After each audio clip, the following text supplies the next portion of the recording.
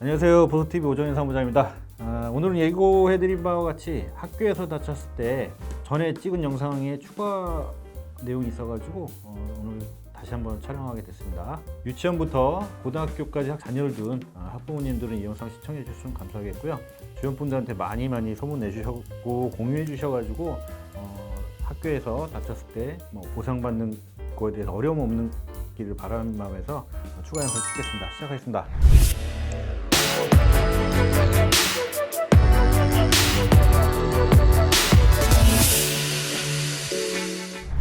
이 보상 범위는 생각보다 넓습니다. 단순히 학교에서 수업 중에만 다쳤을 때, 사고 났을 때만 보상이 되는 게 아니고요. 사지하고 비슷합니다.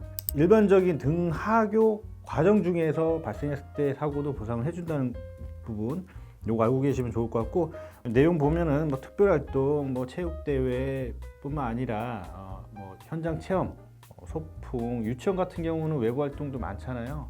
그렇게 했을 때도 보상이 되니까 기숙사 생활할 때도 물론 당연히 보상이 되는 거고요. 그러니까 여기 리스트 보면은 저기까지 되는구나 이렇게 참조하시면 되고요. 물론 방과 후에 학교가 다 수업이 끝나고 친구들끼리 모여서 축구 차다가 발생한 사고, 혹은 친구들끼리 다투다가 난 사고, 고의로 내가 어떻게 했다 이런 부분은 보상이 안 된다는 부분은 당연히 알고 계셔야 되는 거고요. 요건 이제 기본적으로 깔고 가는 겁니다. 일단은 학교에서 다치셨을 때 치료비는 당연히 보상이 되는 부분이고, 이제 후유증이 나왔을 때 보상 금액이 큰데, 최근에 이제 교육부 고시가 개정이 되면서 새롭게 추가된 내용이 있어서 요거 좀 알고 계셔야 될 것 같아서요. 뭐냐면 과실을 이제 상계를 합니다.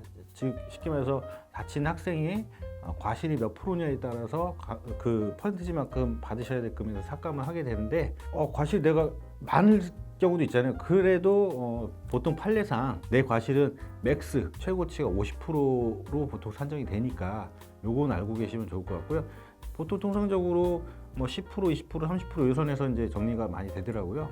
물론 내 무과실인 경우도 있습니다. 내가 잘못이 없는데 다쳤을 때는 당연히 무과실인 거고, 보통 20, 30%, 적게는 10%, 무과실 이 정도 이렇게 산정이 된다고 보시면 됩니다. 예전에는 과실 상관없이 고의라든지 싸웠든지 이런 부분만 아니라면은 전액 다 보상이 됐는데, 이제는 좀 과실이 좀 삭감이 일부 된다는 점 알고 계셨으면 좋겠습니다. 그리고 최고치는 50%라는 거, 요거 중요한 부분입니다. 저희가 사례를 들면은 최근에는 얼굴에 상처가 생긴 부분도 여러분들 의외로 보상 금액이 꽤 큽니다. 그러니까 물론 자그만 상처 이런 건 안 되고요. 좀 어느 정도 크기가 있는 상처들은 생각보다 금액이 크고, 최근에 저희가 십자인대 파열 축구하다 다쳐가지고 또 공놀이 하다가 다쳐가지고 2건 연속으로 이제 승소를 해가지고 1억 3천 정도 받은 케이스가 있고요.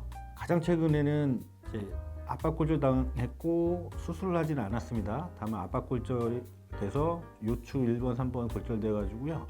3억 4천만 원 정도 받아들인 케이스가 있습니다. 그리고 이제 그 전에는 눈을 다쳐가지고 시력이 좀 저하된 학생이 3억 정도 받아들였습니다. 이 금액만 들어보셔도 알겠지만 금액이 생각보다 큽니다.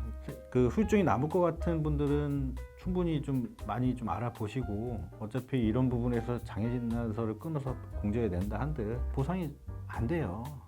심지어 집도의가 수술이 잘 했음에도 불구하고 장애가 남았다고 인정해서 장애진단서를 끊어줬음에도 불구하고 공제에서는 나이가 어리기 때문에 성장기가 다 끝난 다음에 나중에 장애진단을 다시 받아서 청구해라, 그때 주겠다, 그런 식으로 공제는 아직 어리니까 더 성장이 끝난 다음에 장애를 다시 평가하자, 그때 주겠다 라고 해서 거절하는 경우가 요즘 대부분이에요.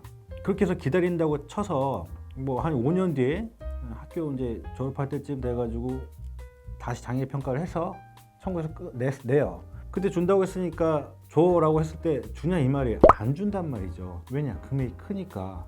그럼 그때 다시 자기네들이 심사해봤을 때 요건 장애가 영구 장애가 아니다, 혹은 이거는 장애가 해당이 없다, 이렇게 해서 거절하면 그때 가서 소송을 가야 되잖아요.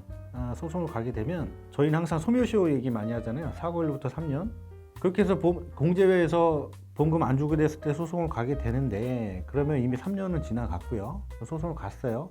장애는 어느 정도 인정이 될 것 같아요. 근데 재판부는 이 소멸시효라는 걸 상당히 보수적으로 판단을 한단 말이에요.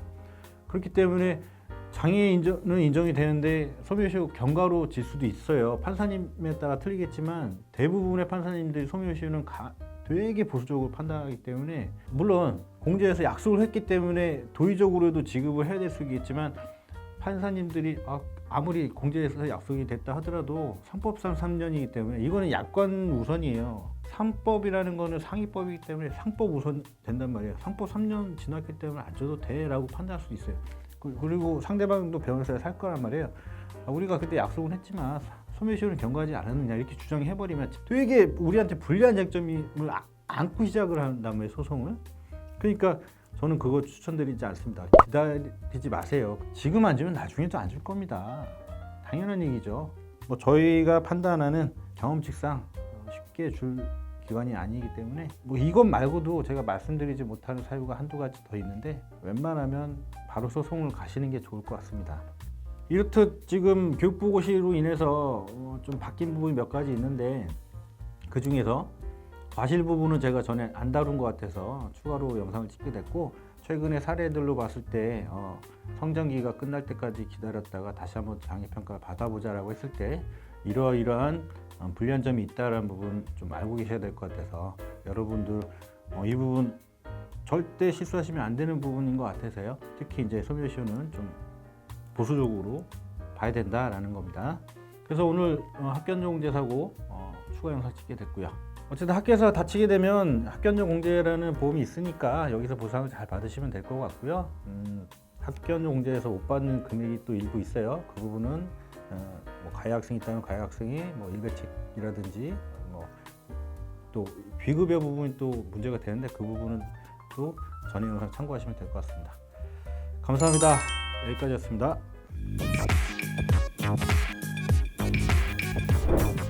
다음 영상은 상해 사망 보험금에 대해서 다룰 건데요. 케이스는 많이 있는 건 아니지만 많은 분들이 그냥 청구하면 주겠지라고 생각할 수 있는데 다음 영상 보시고 상해 사망 보험금을 청구할 일이 있거나 주변에 그런 일이 있을 때 이 부분 좀 주의하셨으면 좋겠습니다. 감사합니다. 궁금하신 점 있거나 댓글 달아주시면 제가 성심성의껏 댓글 달아드리도록 하겠습니다. 감사합니다.